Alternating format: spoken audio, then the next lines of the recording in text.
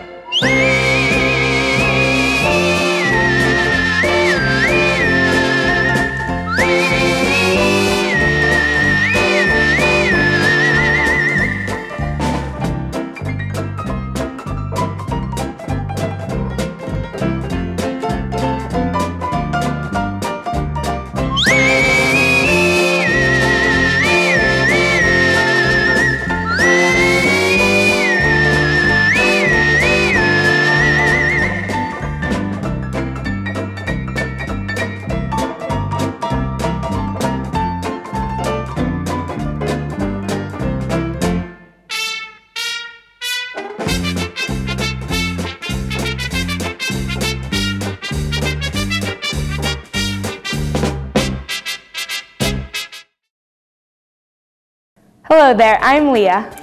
And I'm Christian, and this is the World News. Early this week, Russian President Putin denied that there were any Russian troops in Crimea. Then can I ask, who are all these men here pictured in Russian uniforms? A cruise ship traveling the Caribbean picked up stranded Cubans floating in a long wooden boat. One Cuban responded saying, "We weren't stranded, but hey, this is a lot better." British Army General issues a sandwich ban saying that the act of eating them has made the troops barbaric. To that, the Queen says, keep calm and don't eat like Americans. Fox News released an article entitled, "Chipotle says there is not a guacamole crisis." Thank God. A Johnstown newspaper said a woman has been jailed because she fatally shot her boyfriend after he handed her a gun and dared her to shoot him, to which women everywhere responded, "When will you learn?" This Wednesday, also referred to as Ash Wednesday by Roman Catholics, marked the beginning of the Lenten season. And apparently, this Lent, our scriptwriters gave up writing quality world news scripts. That's all for today, folks. We'll see you around. Hi, I'm Kale, and this is your Hollywood update for this week. The 86th Annual Academy Awards have come and gone this past weekend. It seemed like just yesterday we were watching the Golden Globes and anticipating who the big Oscar winners would be, but now we have the answers, so you can all rest easy until the 87th awards come around. The winners for this year are as follows. Proving that the Academy is not racist, 12 Years a Slave took home the award for Best Picture. He's so happy. Matthew McConaughey won the award for Best Actor. His speech was as compelling as ever, but all we heard were the sobs coming from Leonardo DiCaprio in the front row. Sorry again, Leo. You'll get him, I swear.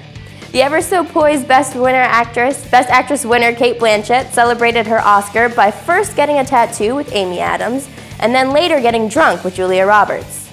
Oh, to be a celebrity. Must be nice. Jared Leto brought home the award for Best Supporting Actor. I don't quite remember what he had to say when he won, though. I was being sucked into the vortex that is his swirling blue eyes. That is a man. That's why he won. And finally, Lupita Nyong'o accepted the Academy Award for Best Supporting Actress. However, this wasn't the only thing she accepted that night. She also accepted an invitation to move in with Brad Pitt and Angelina Jolie, because apparently they have room to adopt more. Whew. The Oscar night seemed long this year, but thank the heavens the Academy called on our nation's hottest lesbian to host, because not only did she bring a plethora of outfits to show off, she also brought pizza. So for the first time in the history of all that is Hollywood, we witnessed a crowd of weight-watching celebs chow down on some major carbohydrates. We have proof. Celebrity stomachs weren't the biggest things in the room, though, because another one of Pharrell's hats made an appearance on stage. I think he needs to know that we're not too happy about this style choice. Please, stop, Pharrell. Just stop. Ellen DeGeneres took a few swings at Jennifer Lawrence's Oscar fall last year and followed it up by bringing up this year's fall. What is up, J-Law? Is she wearing flats? Is she wearing stilettos? Is she just tripping over her own feet? We don't know, and we don't want to know. All we care about is that she still looks adorable, clumsy feet and all. She's precious. This year's Academy Award was full of mess-ups. I think we all know what's coming up when I say mess-up. That's right, when John Travolta butchered Idina Menzel's name. What was he thinking? Idina Menzel. I get it, it's hard to name, it's a hard name to spell. But holy crap! So in honor of this wonderful mess up, we've taken some of our favorite celeb names and said them in the new John Travolta language. Brad Pitt. Brazzi. Martin Scorsese. Masquezoo. Leonardo DiCaprio. Lupita Nyong'o. Lupita Nyong'o. That's it for Hollywood. I'm Kezazi Yazi, according to John Travolta, and we'll see you next time round. So, Alex, have you seen Frozen? The only Frozen thing I've seen is outside. But no, I haven't, Casey. Can you please enlighten me? Okay, so Frozen's the newest Disney movie, and it's amazing. And, you know, Disney movies nowadays, they're not doing, like, old school drawings anymore. It's, like, 3D animation, so it's awesome. And, yeah, so do you want me to tell you what it's about? Just give me a brief synopsis. Just a brief synopsis? Please. Okay. So the movie starts out and you're in Norway. And so there's these guys doing some ice picking and they're pulling ice and they sing this song called Frozen Heart and you're like, this is gonna be awesome. I mean, because it's just great opening and yeah. And then you go in and then there's these two little girls and the one wakes up and they're Anna and Elsa and they're sisters. So hold on, hold the phone there. Yeah. What you're telling me Yeah. is this sounds a lot like Pocahontas. Let me get more into it. Okay. Maybe, okay. but let me get more into All it. right, okay. Okay, so Elsa has these magical powers where she can freeze things, like make snow and ice, and then she ends up hitting Anna in the head. So they have to go to these trolls and they have to get the ice out of her, and then it's like she has to forget all the magic. And then they grow up, and Elsa is locked away because she can't touch anything because it makes everything freeze. And everybody's like, oh my God, they don't want anyone to know. So is it modern day? I guess. I don't know. So it's like a modern day Pocahontas, if you will. I mean, no. Let me just keep going. You might think, you gotta get to, let me tell you about Olaf. He's a snowman who talks. They did that in Pocahontas. No, I don't. Did they not? I think you're thinking of Pocahontas 3. Maybe not the first They one. made that many. I think so. It was bad after the first one. I know. It was bad during the first one. They should have stopped halfway through the first one and be like this. But, okay, so there's I'm sorry. Olaf, and you meet him, and he's this cute little snowman. Oh, I forgot. Elsa makes the whole kingdom froze in an eternal winter, and she runs away. I'm so sorry. I have to poop. What? I'm not I have to. I'm not done telling you about... What? I'm not done. I can't... But it's only... I'm only like 20 minutes into the movie. There's still like... Fine. Hey guys, I'm Emily and welcome to Advice. On to our first letter. Dear Emily, I've been in a relationship with this girl for a little over a year. Last week, all of a sudden, she reamed me out for leaving garbage all over her car. Then a couple days ago, she got mad at me for walking through her apartment with my shoes on. And now, this morning, she went crazy and yelled at me for leaving my laundry with her to do.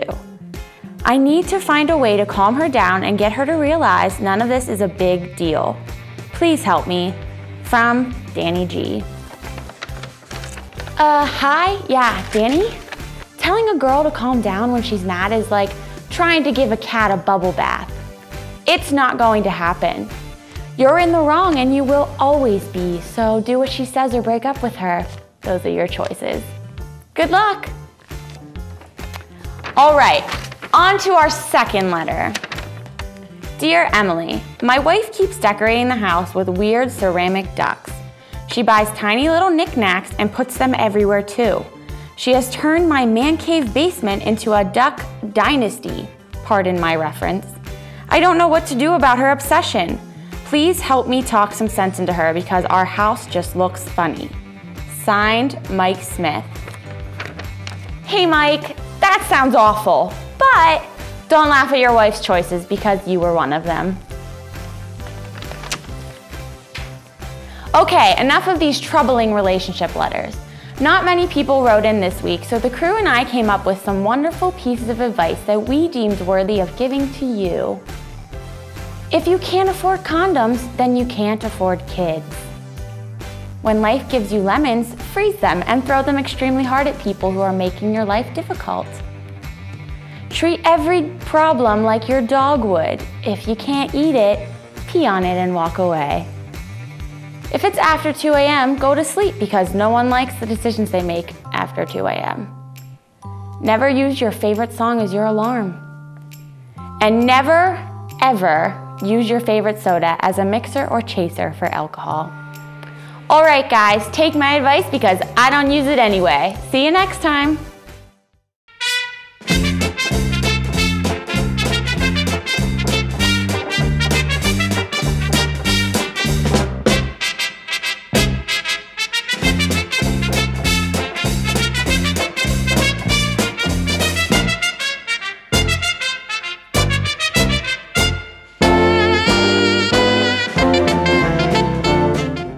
Says there isn't a guacamole. Guacamole!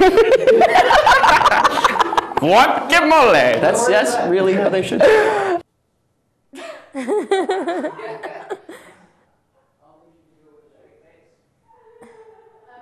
Chipotle says there's not a guacamole crisis. Darling, you missed a couple lines. I hate to break it to you. You're such a sarcastic.